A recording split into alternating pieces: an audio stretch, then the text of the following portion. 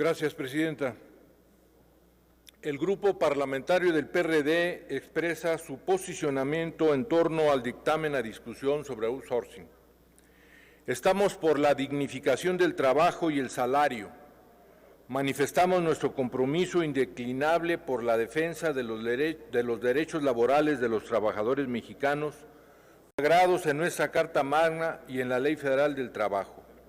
Eliminar todas las prácticas que dañan los derechos laborales de las y los trabajadores mexicanos va de la mano de la eficacia en el cumplimiento de las atribuciones de vigilancia de la Secretaría del Trabajo y de la aplicación expedita de la justicia laboral en los tribunales laborales.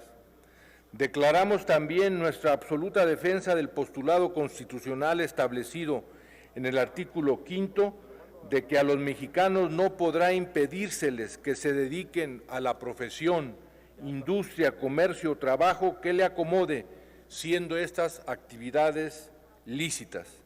También manifestamos nuestro compromiso en el combate a la elusión y a la evasión fiscal, aunque acotamos, el Estado debe hacerlo respetando el Estado de Derecho, es decir, las garantías del debido proceso y los derechos humanos de los ciudadanos mexicanos. Con la mesa de negociaciones en Palacio Nacional, el Poder Legislativo ha sufrido una afrenta en el ejercicio de sus atribuciones por el Ejecutivo Federal, violentando el principio de la división de poderes. Es una grosera intromisión, pues una vez que se presenta una iniciativa, el debate y las decisiones sobre los cambios a la misma deben transcurrir en la esfera, en el ámbito legislativo, y es ahí a donde debieron acudir tanto empresarios como los representantes del Poder Ejecutivo si contaban con una propuesta superviniente.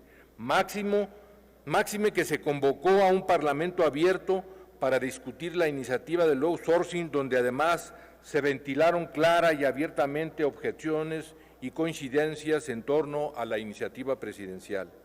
Esta afrenta a la división de poderes tiene como colofón un pacto corporativo entre el gobierno, las cúpulas empresariales y el nuevo charrismo sindical a la usanza de los vetustos tiempos de los sexenios populistas de Echeverría y López Portillo. Es evidente que el acuerdo corporativo no surgió de un consenso, sino más bien de la imposición de la voluntad presidencial. Basta observar los términos del acuerdo. También es extraño, por decirlo menos, que la iniciativa presidencial fuese presentada en la Cámara de Diputados cuando era en el Senado, donde desde hace muchos meses se estaban construyendo acuerdos en torno a las reformas al outsourcing. El Ejecutivo Federal ha repetido insistentemente la consigna anarquista que se puso de moda en el 68 en el movimiento estudiantil de Francia, prohibido prohibir. Sin embargo, su iniciativa sobre la subcontratación presentada el pasado mes de noviembre contradice abiertamente el supuesto principio que dice honrar. Lo mismo sucede con el pacto cupular. El outsourcing opera en nuestro país desde hace muchos años e inició su regulación legal con la implementación de la reforma laboral de fines del 2012, reconociendo los cambios experimentados por la estructura productiva nacional que ha venido evolucionando aceleradamente a una economía de servicio y modernas manufacturas. El outsourcing está reconocida por la OIT y es una práctica global en el mercado laboral de las naciones con las cuales mantenemos relaciones comerciales. Un mercado que también en México se ha venido distinguiendo por el libre mercado, la competencia y la globalidad.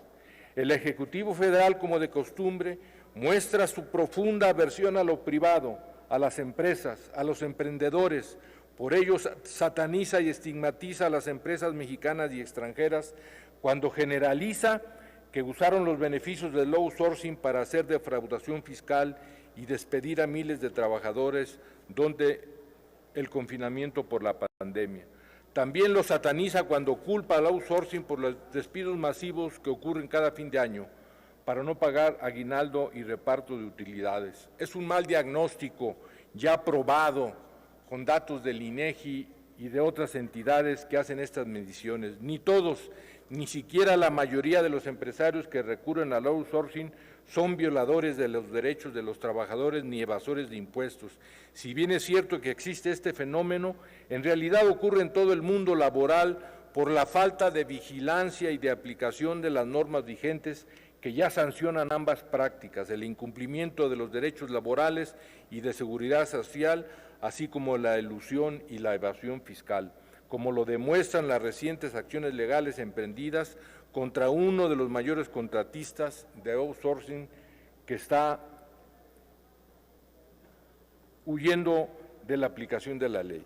Si bien el PRD ha insistido en eliminar los abusos que se presentan en el outsourcing, el dictamen que se presenta también abusa en su orientación punitiva, recaudadora y sobrereguladora, que significará un golpe demoledor al empleo y más lesivo aún porque no nos sobreponemos a los empleos perdidos y empresas cerradas durante la pandemia del COVID.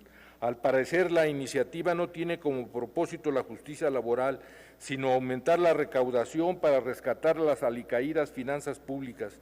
Tiene la misma visión de terrorismo fiscal con que se ha diseñado la política tributaria de la presente administración. No hay incentivos, solo secuelas sancionatorias en los ámbitos laboral, fiscal y penal. Su propósito es aterrorizar a los empresarios con las sanciones y con la amenaza de la equiparación de la defraudación fiscal con delincuencia organizada. Termino. Y los trabajadores ven la pérdida de un derecho que no tiene cortapisas en la Constitución, con un límite al reparto de utilidades. Lo real es que muchas empresas no soportan el aumento de los costos laborales, ni las rigideces de estas nuevas relaciones laborales, ni las nuevas barreras de entrada que limitan la competencia. El aumento de la informalidad, la pérdida de confianza y de las inversiones serán una consecuencia natural, y las finanzas públicas Diputado, su tiempo se ha agotado. Termino. Y las finanzas públicas resentirán el efecto de la pérdida de empleos y cierres de empresas. La iniciativa tiene buenas intenciones, pero desafortunadamente los resultados serán devastadores. Gracias, Presidenta, por su comprensión. Muchas